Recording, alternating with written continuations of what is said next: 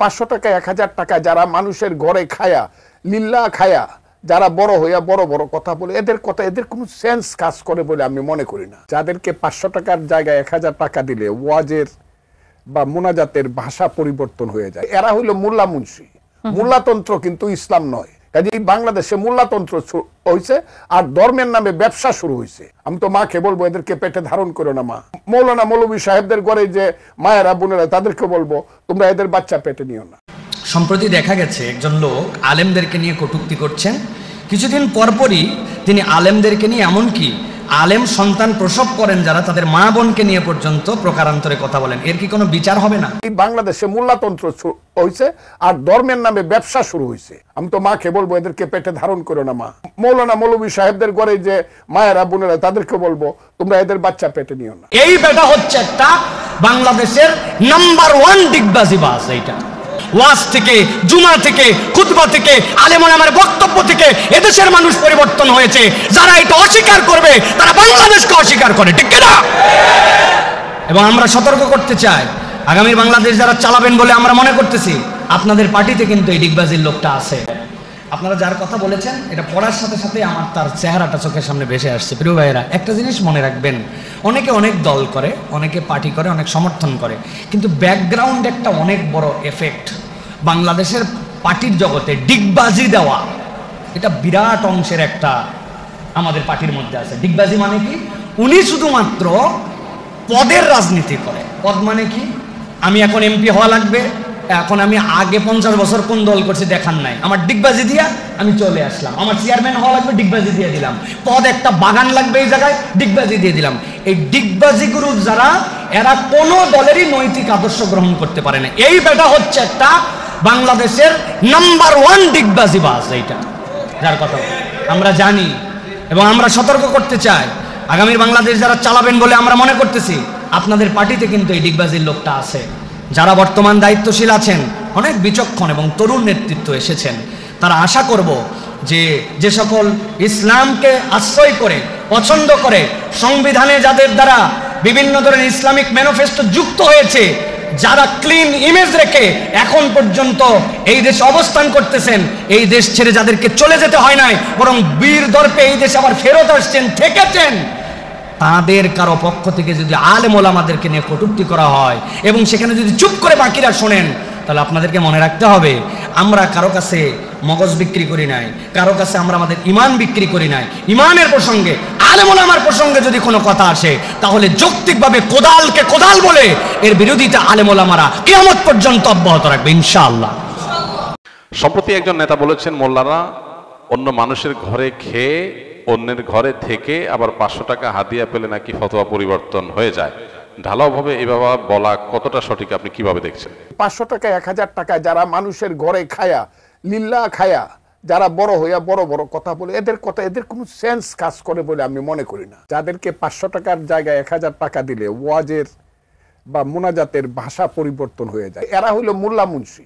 মোল্লাতন্ত্র কিন্তু ইসলাম নয়। কাজে এই বাংলাদেশে মোল্লাতন্ত্র হয়েছে আর ধর্মের নামে ব্যবসা শুরু হয়েছে। প্রথম কথা হলো, হুজুররা অনেকেই মানুষের দান, খয়রাত, হাদিয়া, তোহফা এগুলো দিয়ে চলে। দান খয়রাত এদেশে কেউ জোর করে আদায় করে না, এটা খুশি হয়ে মানুষ দেয়। হুজুরে একবেলা খাওয়াইলো বা 3 বেলা খাওয়াইলো, হাদিয়া দিল, তোহফা দিল, এগুলো কি হুজুররা চাঁদাবাজি করে আদায় করে? কিন্তু যেসব নেতারা এই কথাগুলো বলে, ওনারা তো মানুষের কাছ থেকে চাঁদাবাজি করে টাকা নেয়। রাজনৈতিক নেতারা, আমি সবাইকে ঢালাভাবে বলছি না, রাজনীতি করতে গিয়ে, নেতা হতে গিয়ে মানুষের কাছ থেকে চাঁদাবাজি করে টাকা নেওয়ার কালচারে যারা অভ্যস্ত, বা যেই সোসাইটিতে সেরকম কালচার পলিটিশিয়ানদের মধ্যে অনেকের মধ্যে আছে, বিভিন্ন দলে আছে, সব দলেই কম বেশি আছে, এই কালচারে যারা ডুবে আছে, তারা যদি আলেম সমাজকে বলে 500 টাকা 1000 টাকা মানুষ আল্লাহর রাস্তায় দিলে খায়, তাহলে এটা হলো চালনি সুইকে যে বলে তোমার পিছনে ছিদ্র আছে ওইরকম। একটা হলো মানুষ খুশি হয়ে দিচ্ছে, আরেকটা হলো আপনি জবরদস্তি আদায় করতেছেন। জবরদস্তি আদায় করে চাঁদাবাজি চলা কালচারের মধ্যে ডুবে থাকা একটা মানুষ যদি আলেম ওলামাদেরকে এই ধরনের কথা বলে, সেটা হলো সবচেয়ে লজ্জাজনক অধ্যায়, সবচেয়ে দুঃখজনক অধ্যায়। এই টোনে কথা যারা বলতো তারা তো পালায় গেছে দেশ থেকে। একসময় যারা এই টোনে কথা বলতো তারা এখন পলাতক। যেই মৌলভী সাহেবদেরকে নিয়ে কথাগুলো বলতো এরা কিন্তু দেশেই আছে। যে হুজুরদেরকে খোঁচাখুচি করতো ওই হুজুররা সব আর খোঁচান্নারা পালায় চলে গেছে। আল্লাহ তাআলা এখান থেকে আমাদেরকে শেখার তৌফিক দান করুন। অনেকেই আছেন মাইক পেয়ে গেলে মাত্রা জ্ঞান থাকে না। ঠিক আছে, এটা ঠিক, হুজুরদের মধ্যে অনেক হুজুর হয়তো 500 জায়গায় 1000 টাকা দিলে কথা ঘুরে ফেলে, হতে পারে। কিন্তু সেটাকে আপনি ঢালাও ভাবে বললেন, আলেম সমাজকে আপনি তাচ্ছিল্য করলেন, তুচ্ছ করলেন, তাদেরকে আপনি হেয় করলেন। হ্যাঁ, একজন বা দুইজনের কোনো ভুল বা বিচ্যুতি হতেই পারে, সেটাকে ঢালাও ভাবে বললেন। আপনি নিজে এবং আপনার নিজের অতীত, আপনার নিজের বাস্তবতাকে আপনি একটু দেখার চেষ্টা করেন, পেছনে ফিরে দেখেন, আয়নায় চেহারাটা দেখার চেষ্টা করবেন। লজ্জায় মাথা লাল হয়ে যাবে, আলেম সমাজের পিছনে লাগার সুযোগ আপনি পাবেন না। আল্লাহ এই সমস্ত মানুষকে হেদায়েত দান করুন, আমরা দোয়া করি। অনেক সময় দেখা যায় রাগের ক্ষোভের বশবর্তী হয়ে মানুষ ব্যালেন্স হারিয়ে ফেলে, লাগামহীন হয়ে যায়, যা খুশি তা বলে ফেলে, ধরাকে সরা জ্ঞান করে। কত হুমকি ধামকি দেশে আলেম আমাদেরকে মানুষ দিছে, তাদের অনেকে কবরে চলে গেছে, অনেকে দেশ ছেড়ে চলে গেছে, অনেকে এখন প্রায়শ্চিত্ত করতেছে। তো আমরা এই ভাইয়ের জন্য দোয়া করি, আল্লাহ তাআলা ওনাকে হেদায়েত দান করুন। অনবরত আলেম সমাজের বিরুদ্ধে বিষোদ্গার, এটা লক্ষণ খারাপ। কোন ইমানদার কোন আলেম সমাজের প্রতি বিষোদ্গার করতে পারে না। আলেমরা নবীদের ওয়ারিস, আলেমরা নবীদের ওয়ারিস। আলেমদের যে অবদান, সে অবদানের কারণে আপনি নিজে একজন সুসন্তান। আলেমরা যদি আমাদের মা বাবাদের বিয়ে না পড়াইতেন, তাহলে যারা আলেমদের সমালোচনা করেন তাদের জন্ম কি বৈধ হইতো? তো আলেমদের বিয়ে পড়ানোর কারণে জন্মটা কি হয়েছে? বৈধ হয়েছে। আলেমদের বিয়ে পড়ানোর কারণে আপনি বৈধ সন্তান হতে পেরেছেন।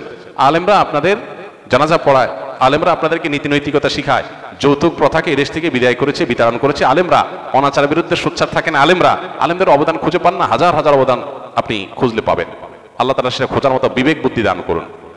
কোনো আলেম বা কোনো হুজুর বা কোনো টুপি দাঁড়িয়ে কোনো কথায় আপনি হয়তো কষ্ট পেয়েছেন, হয়তো কেউ আপনাকে খোঁচা দিয়েছে, সেটা আপনি ঢালাভাবে সব আলেমদের উপরে চাপানোর চেষ্টা করলেন। এটা দুর্ভাগ্যজনক একটা বাস্তবতা। আল্লাহ তাআলা আমাদের নেতাদেরকে সহনশীল হওয়ার তৌফিক দান করুন।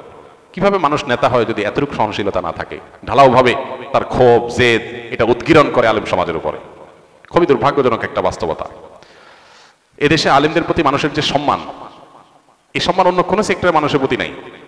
অনেক পয়সাওয়ালা ক্ষমতাওয়ালা নেতা, তাদেরকে মানুষ সম্মান করে ভয়ে, আর আলেমদেরকে যে সম্মান করে সেটা হলো ভেতর থেকে, স্বতঃস্ফূর্ত ভাবে। অতএব আলেমদের দেখে হিংসা হলে তাদের মতো চরিত্র অর্জন করেন, তাদের মতো হওয়ার চেষ্টা করেন, তাদের খোঁচাখুচি করে লাভ নাই।